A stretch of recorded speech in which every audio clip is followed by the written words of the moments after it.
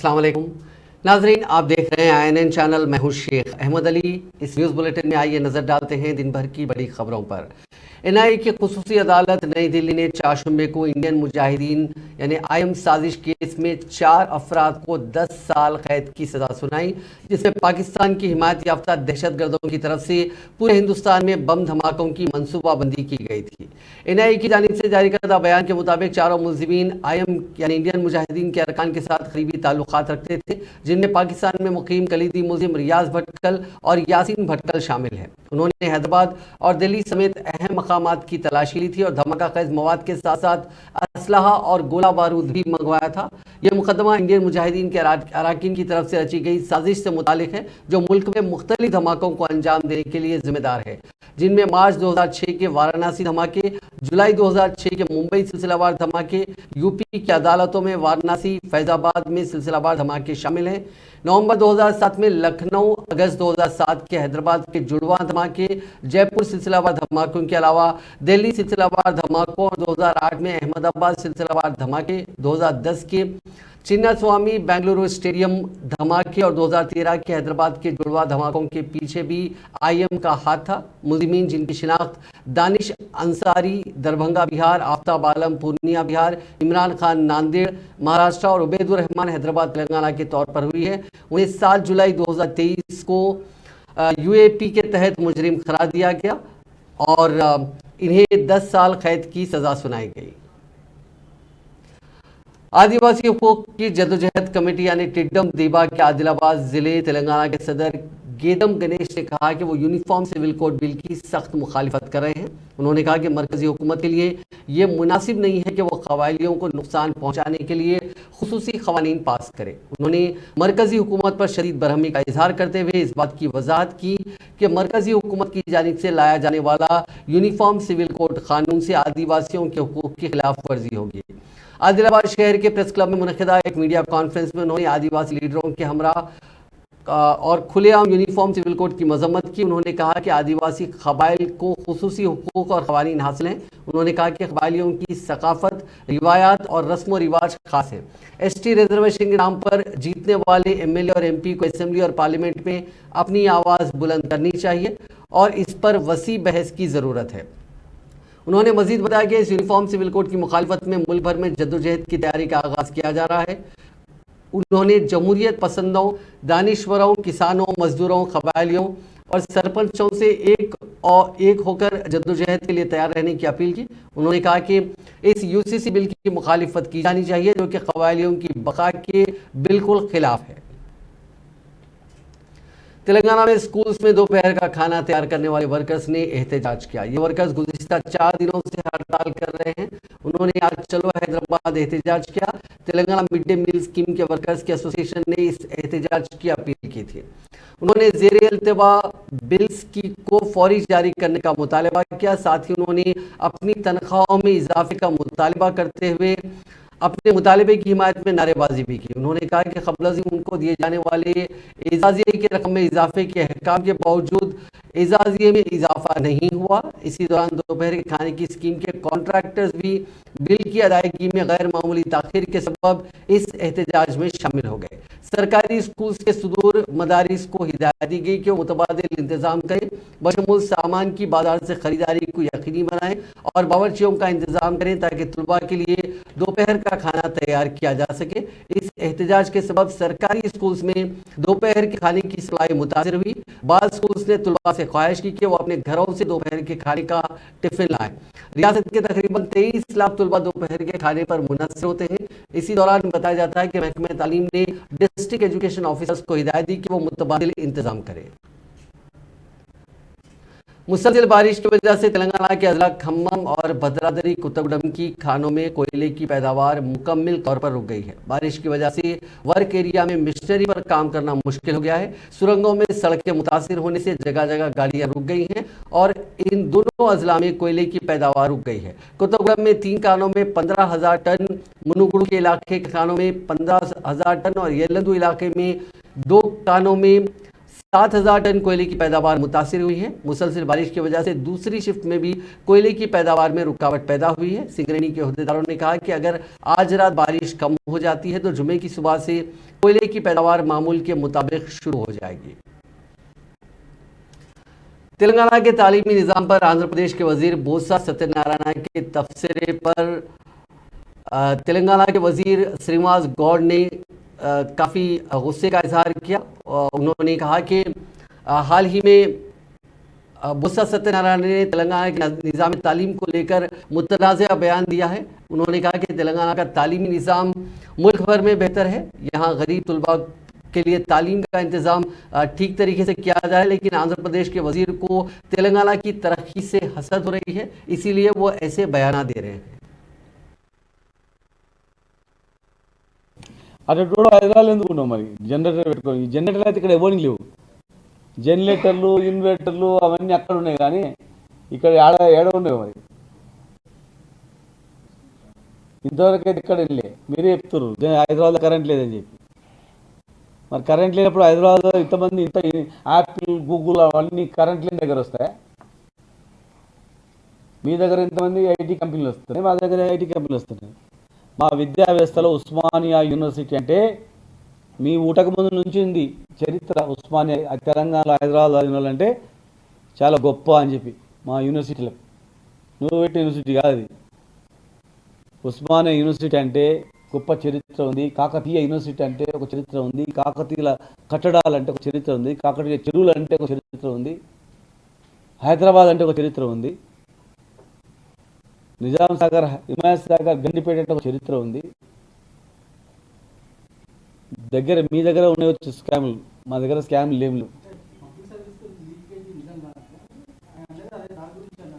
ఒక్కటి బొత్స సత్యనారాయణ గారు ఒక 100 డయల్ చేసి ఇట్లా మాకు అనుమానం ఉందని చెప్పి 100 డయల్ చేస్తే కేవలం 100 డయల్ ద్వారా చేసిన వ్యక్తి సమాచారం పట్టుకొని దీనిలో ఎవరు నన్ను ఒక్కొక్కరిని వదలకుండా కూకటి పేర్లతో పీక్ పడేస్తున్నారు దాన్ని అప్లికేషన్లు ఇచ్చి తిరిగి పట్టుకున్నది కాదు ఇది ఒక అనామకు ఒక వ్యక్తి 100 డయల్ చేసి ఇక్కడ ఒక వ్యక్తి ఇట్లా మాట్లాడండు మీరు సమాచారం ఇస్తున్నా చూడండి అంటే దాన్ని ఎవరిని వదలకుండా పట్టుకొని మళ్ళీ జన్మలో ఎవరు ఫ్యూచర్లో కూడా ఎవరు ఇటువంటి పని చేయకుండా చేయాలని చెప్పి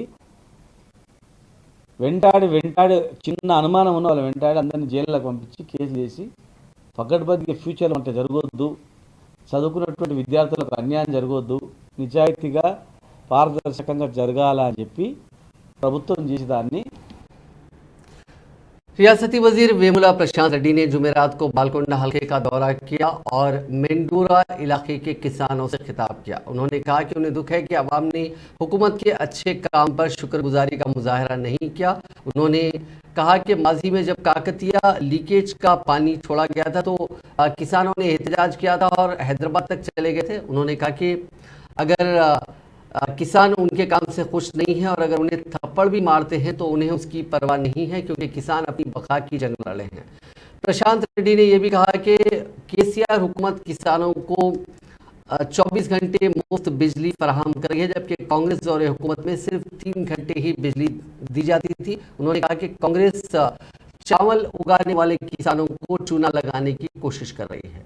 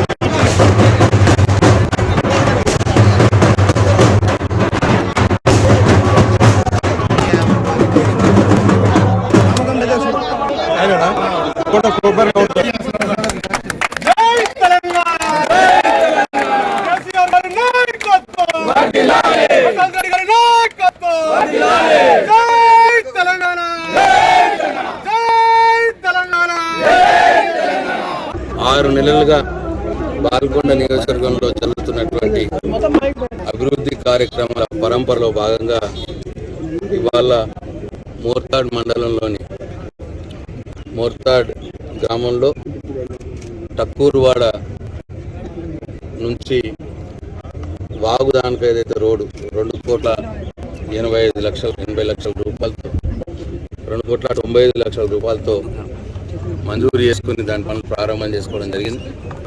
అట్లనే మోర్తాడ్ గ్రామం నుంచి బషీరాబాద్ చోటుపల్లి మెయిన్ రోడ్ దానిక ఉన్నటువంటి ఈ మొత్తం రోడ్ని సింగిల్లోని డబుల్ రోడ్గా మార్చుకోవడానికి 6,85,00,000 రూపాయలు మంజూరు చేసిన పనులు మొదలు పెట్టుకోవడం జరుగుతున్నది. ఇవాళ దాదాపు 10 కోట్ల రూపాయలతో అభివృద్ధి పనులకు ఇవాళ శ్రీకారం చుట్టడం జరిగింది.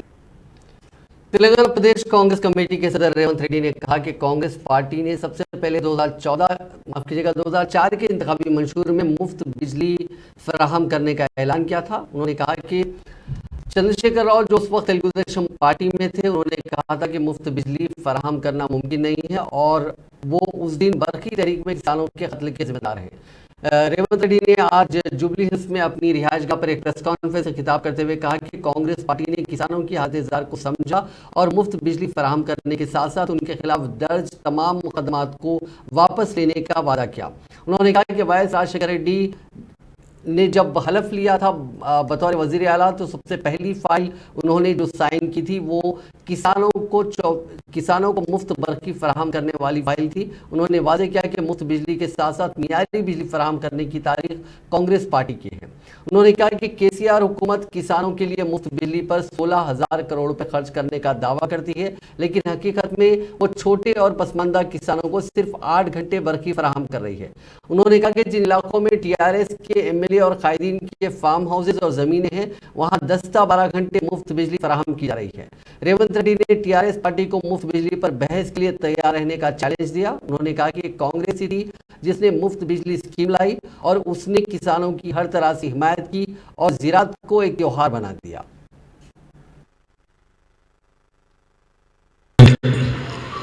ఆ సమావేశంలో ప్రధానంగా తెలంగాణ రాష్ట్రంలో కాంగ్రెస్ పార్టీ విధి విధానాలను అక్కడున్న డాక్టర్లు, లాయర్లు, ఇంజనీర్లు, సాంకేతిక నిపుణులు, విదేశాలలో నివసిస్తున్న తెలుగు వాళ్లకు ఉన్న అపోహలను నివృత్తి చేయడము, కాంగ్రెస్ పార్టీ విధానాలను వివరించడం ఆ కార్యక్రమం యొక్క ముఖ్య ఉద్దేశం. చాలా రాష్ట్ర ప్రజలకు కాంగ్రెస్ విధానాన్ని వివరించి అత్యధిక మెజారిటీతో ఆ రోజు కాంగ్రెస్ పార్టీ అధికారంలోకి వచ్చింది. మేము ఉచిత కరెంట్ ఇస్తామన్నప్పుడు తెలుగుదేశం పార్టీ ఉచిత కరెంట్ ఇస్తే తీగల మీద బట్టలు ఆరేసుకోవాలి అనే మాట చెప్పినా, ఆ మాటను తెలుగుదేశం పార్టీ చెప్పిన అంశాలను ప్రజలు నమ్మలేదు, విశ్వసించలేదు. కాంగ్రెస్ పార్టీ చెప్పిన అంశాన్నే ప్రజలు విశ్వసించారు. దీనికంటే ముందు మీకు అందరికీ తెలుసు, చంద్రశేఖరరావు గారు తెలుగుదేశం పార్టీలో ఉన్నప్పుడు తెలుగుదేశం నాయకుడుగా బషీర్బాగ్లో సిపిఐ సిపిఎం కాంగ్రెస్ పార్టీ విద్యుత్ ఉద్యమాన్ని చేపట్టినప్పుడు పిక్కలు కాల్చినట్టు కాల్ చేసి ఈ ప్రాంత రైతులను పొట్టను పెట్టుకున్నదే చంద్రశేఖరరావు. ఆనాటి ప్రభుత్వం బరితెగించి తుపాకీ తూటాలు పేల్చినప్పుడు తెలుగుదేశం పార్టీలో అత్యంత క్రియాశీలకమైన నాయకుడుగా హెచ్ఆర్సి తెలుగుదేశం పార్టీలో హ్యూమన్ రిసోర్స్ డెవలప్మెంట్ కమిటీకి చైర్మన్ గా చంద్రశేఖరరావు గారు ఉన్నారు. మీరు ఇచ్చిన క్వశ్చన్ నేను కౌన్సిల్లో కేసీఆర్ గారితో డైరెక్ట్ చెప్పినాను. భద్రాద్రి, యాదాద్రి మేము 18 నెలల్లో పూర్తి చేస్తా అన్నారు. నేను కింద పైన కాల్బెట్టి కింద నేలకు తలకాయ పెట్టిన కూడా ఇది కాదు. 4.5 సంవత్సరాలు ఒక హైడ్రో ప్రాజెక్ట్ కంప్లీట్ కావాలంటే minimum 4.5 years to 5 to 6 years పడుతుంది. ఎందుకంటే దానికి డిపిఆర్ కానీ లేకుంటే కేంద్ర ప్రభుత్వంతో క్లియరెన్స్ కావాలన్నా, ఫారెస్ట్ క్లియరెన్స్, ఇవన్నీ కూడా 2 years ఈజీగా దాంట్లో పోతుంది, కన్స్ట్రక్షన్లో పోతుంది. చెప్తే షబీర్ సాబ్ वो आपका दौर नहीं है, ये हमारा दौर है देखो అన్నాడు. చెప్పి 9.5 సంవత్సరాలు ఇప్పటివరకు ఈ యాదాద్రి ఆడనతో ఆయనకే తెలియదు. ఇప్పటి వరకు ఆడ గడ్డి కూడా మొలలేదు, కరెంట్ ఏమో కానీ. అట్లా కేసీఆర్ గారి మాటల్లో हमने कहा ये इम्पॉसिबल है, 18 महीने में आप नहीं बना सकेंगे, नहीं हम बता के अన్నట్టు. तेलंगाना के जिले मेदक के कलाकल में कशीदगी देखी गई क्योंकि ग्राम पंचायत की इजाजत के बगैर तामीर करदा मकानात को अहदेदारों ने बुलडोजर से मुनहदिम करने की कोशिश की, जिसकी मुखालिफत करते हुए मकामी अफराद ने उस काम में रुकावट पैदा करने की कोशिश की. इस मसले पर अहदेदारों और मकामी अफराद के दरमियान बहस व तकरार हो गई और कशीदगी फैल गई. हाल ही में हुए प्रजावानी प्रोग्राम के दौरान कलेक्टर से शिकायत करते हुए कहा गया था कि इस इलाके में गैर मजाज तामीरात हैं जिसको मुनहदम करने की जरूरत है. कलेक्टर ने उन गैर मजाज तामीरात को मुनहदम करने की अहदेदारों को हिदायत दी थी. पंचायत राज टास्क फोर्स के अहदेदारान इमारतों को मुनहदम करने के लिए बुलडोजर के साथ पहुंच गए, जिनको अवामी मुखालिफत का सामना करना पड़ा. अवाम ने उनकी गाड़ियों को रोक दिया और उन पर बरहमी का इजहार किया. आंध्र प्रदेश बीजेपी की सदर के तौर पर साबिक मरकजी वजीर डी पुरंदरेश्वरी ने जिम्मेदारी संभाल ली. पार्टी हाईकमान ने हाल ही में उनको सोमा वीरराजू की जगह इस ओहदे पर फायज किया था. इस प्रोग्राम में आंध्र प्रदेश बीजेपी के कायदीन के बशमूल बास कौमी कायदीन ने भी शिरकत की. इस जिम्मेदारी को संभालने के लिए हैदराबाद से विजयवाड़ा जाने के दौरान पुरंदरेश्वरी ने अपने वालिद व मुत्तहदा आंध्र प्रदेश के साबिक वजीर आला आंजहानी एनटी रामाराव की समाधि पहुंचकर फूल निशावर किए और उनकी खिदमत को भरपूर खिराज अकीदत पेश किया. जराये के मुताबिक इस नई जिम्मेदारी के बाद पुरंदरेश्वरी पार्टी के नए वर्किंग ग्रुप की तश्कील पर तवज्जो मरकूज करेंगी. उन्होंने बेहतर काम करने वालों को तरजीह देने का फैसला किया. उन्होंने पार्टी को मुस्तहकम करने के लिए पार्टी के आला लीडरों से मुशावरत करते हुए नई टीम की तश्कील का भी फैसला किया. नई टीम की फहरिस्त जल्दी भेजी जाएगी और हाईकमान की मंजूरी से ही नई टीम तश्कील दी जाएगी. आंध्र प्रदेश के जिले कोना सीमा से ताल्लुक रखने वाले साबिक रुकन असम्बली अल्लूरी कृष्णम राजू शहर हैदराबाद के माधापुर अपार्टमेंट में उम्र से मुताल्लिक खवारिश के सबब चल बसे. उनकी उम्र 83 वर्ष की थी. कृष्णम राजू 2004 ता 2009 राजौल से रुकन असम्बली मुंतखब हुए. 1999 में उन्होंने कांग्रेस पार्टी के टिकट पर मुकाबला किया था. ताहम तेलुगुदेशम के सूर्य नारायण ने उन्हें शिकस्त दी थी. ताहम 2004 में उन्होंने सूर्य नारायण को शिकस्त दी. वो वाईएसआर कांग्रेस पार्टी से वाबस्ता थे. तिरुमला घाट रोड पर एक तेंदुआ नजर आया जिससे सनसनी फैल गई. इस वाक़े की इतला के साथ ही महकमा जंगलात के ओहदेदार चौकस हो गए, जिन्होंने इस तेंदुए को जंगल में वापस भेजने की कोशिशों का आगाज कर दिया. चंद दिन पहले तेंदुए ने अलीपिरी फुटपाथ पर एक लड़के पर हमला किया था.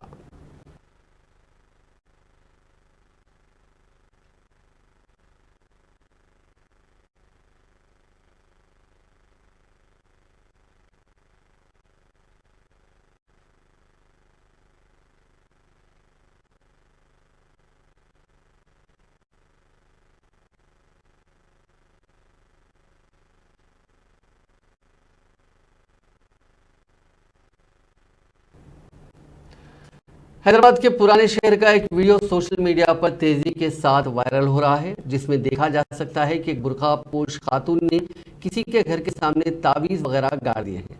ये वाकया 7 जुलाई का बताया जा रहा है, जो बालापुर रोशन कॉलोनी में पेश आया. जिस खातून के घर के सामने हरकत की गई, उनका कहना है कि नामालूम बुर्का पोश खातून के साथ कम उम्र लड़की भी थी. उन्होंने उनके घर के सामने लीमू तावीज़ वगैरह गला खोदकर उसमें डाल दिए हैं. उनका कहना है कि किसी ने जादू टोने के मकसद से हरकत की है. जिस खानदान के घर के सामने हरकत की गई वो काफ़ी परेशान है. उनका पुलिस से मुतालबा है कि उस खातून की निशानदही करते हुए इसके खिलाफ कार्रवाई की जाए जिसने जादू टोना किया. बाद अज़ां गला खोदकर उसमें डाली गई अशिया को बाहर निकाला गया. कहा जा रहा है कि अशिया काले जादू में इस्तेमाल होने वाली हैं. मुतासरा खातून के घर के सामने नस्ब CCTV फुटेज से ये मंजर कैद हो गया. बाद में इतला यह है कि पुलिस ने उस खातून की पहचान कर ली. महवेकाब बीवी का शोहर ने कत्ल कर दिया. ये वारदात तेलंगाना के जिले मंचिर्याल के किस्टमपेट गांव में पेश आई. पुलिस के मुताबिक पोशम नामी शख्स ने अपनी बीवी 45 साल शंकरमा पर मुहलिक हथियार से हमला करते हुए उसका कत्ल कर दिया और फरार हो गया. पड़ोसियों ने खातून की लाश देखी और पुलिस को इस बात की इत्तला दी, जिसके बाद पुलिस ने वहां पहुंचकर ज़ाब्ते की कार्रवाई की. पुलिस मफरूर शोहर की तलाश कर रही है. पुराना पुल मूसा नदी में एक नामालूम शख्स की लाश दस्तयाब हुई. कुलसुमपुरा पुलिस को इस बात की जैसे ही इतला मिली, पुलिस ने फौरन मौके पर पहुंचकर कार्रवाई का आगाज किया और डीआरएफ टीम की मदद से बोट के जरिए लाश को बाहर निकाला गया। पुलिस ने इस सिलसिले में एक केस दर्ज करके लाश को पोस्टमार्टम के लिए उस्मानिया हॉस्पिटल के मुर्दा खाना मुंतकिल किया। मजीद तहकीकात इस केस की जारी है।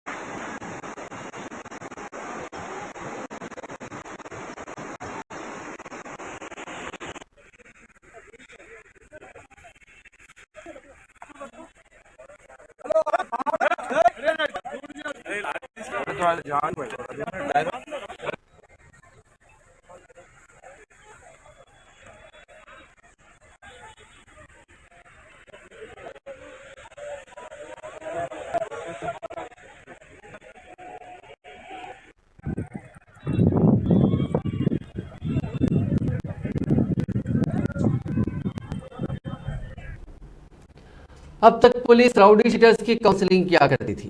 पहली बार मिर्यालगुड़ा पुलिस इंस्पेक्टर ने हिजड़ों को पुलिस स्टेशन बुलाकर उनकी काउंसलिंग की।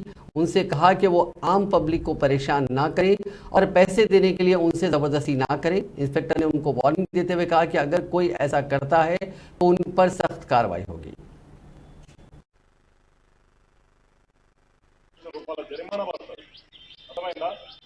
లాస్ట్ వార్నింగ్ మిర్యాలగూడ మండలం ఒకటే కాదు, మిర్యాలగూడ మండలంలో ఎక్కడ మీరు వచ్చి మీ మీద కంప్లైంట్ వస్తే ప్రతి ఒక్కరి మీద కేసు అవుతుంది. నేను ఒక కేసు మీ అందరి మీద తెలుసా, అందరి మీద కేసు అయింది.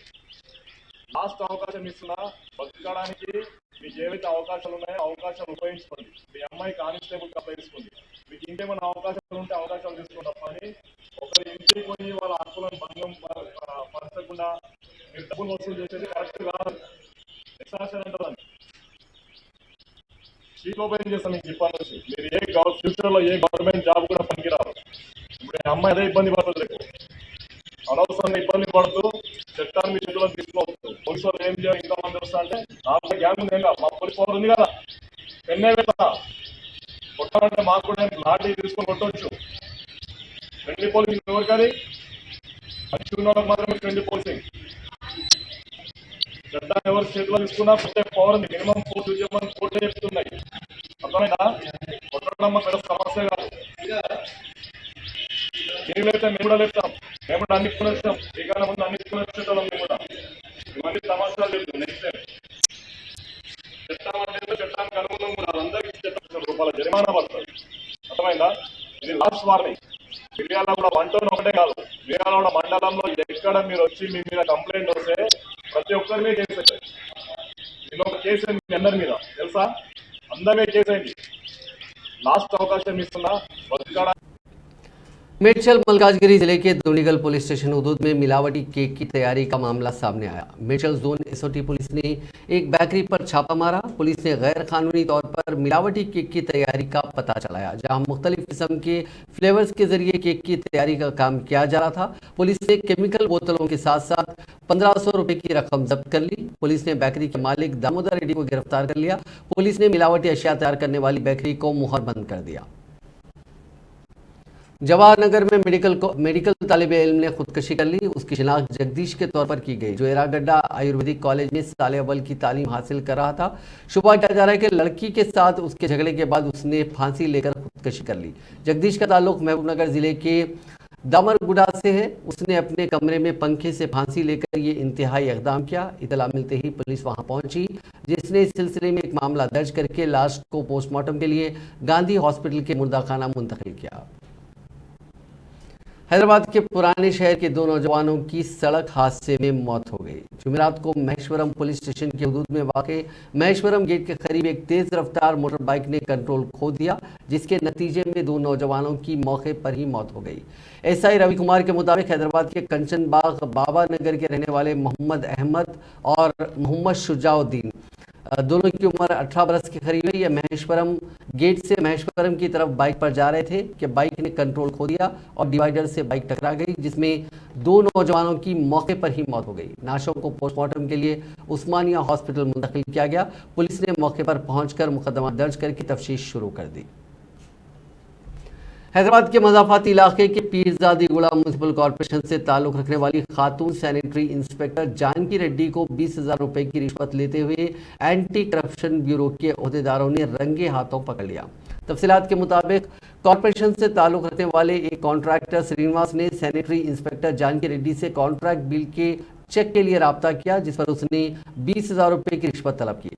कॉन्ट्रैक्टर की शिकायत पर एसीबी के डीएसपी सूर्य नारायण की टीम ने जाल बिछाकर जानकी रेड्डी को रिश्वत कबूल करते हुए पकड़ लिया और हिरासत में ले लिया और दफ्तर पर धावा करने वाले ओहदेदारों ने सैनिटरी इंस्पेक्टर जानकी रेड्डी और एक मुलाजिम सरोजा को गिरफ्तार करके एसीबी के खुसूसी जज के सामने पेश किया।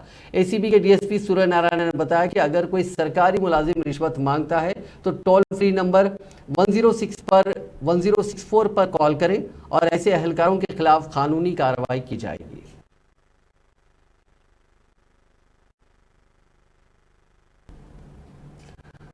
अब बात शुमाली हिंद में जारी बारिश और सैलाब की। बारिश और सैलाब का सामना करने वाले शुमाली हिंदुस्तान के लिए राहत की कोई उम्मीद नहीं है। महकमे मौसमियात ने आइंदा 4 से 5 रोज तक तेज बारिश का अलर्ट जारी कर दिया है। अंदाजों के मुताबिक मगरबी उत्तर प्रदेश, उत्तराखंड और बिहार में बहुत ज़्यादा बारिश हो सकती है। इसके साथ सैलाब के खतरे की भी पेशगोई की गई है। महकमे मौसमियात ने सिक्किम और शुमाली बंगाल में बारिश के लिए रेड अलर्ट का ऐलान किया है।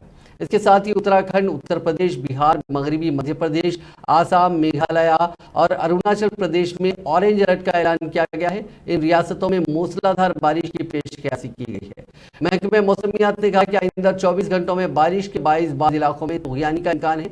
महकमे मौसमियात ने सौराष्ट्र यानी कच्छ, गुजरात, महाराष्ट्र, झारखंड, उड़ीसा, मशरकी राजस्थान, जनूबी बंगाल, साहिली कर्नाटका, तमिलनाडु, केरल और आंध्र प्रदेश में बारिश के लिए येलो अलर्ट जारी किया।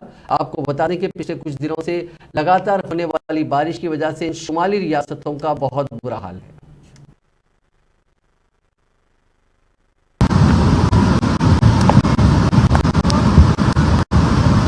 ओ मोटी रफ्तार भाई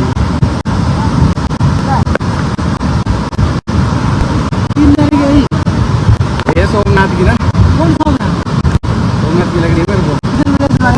अरे दूसरी गई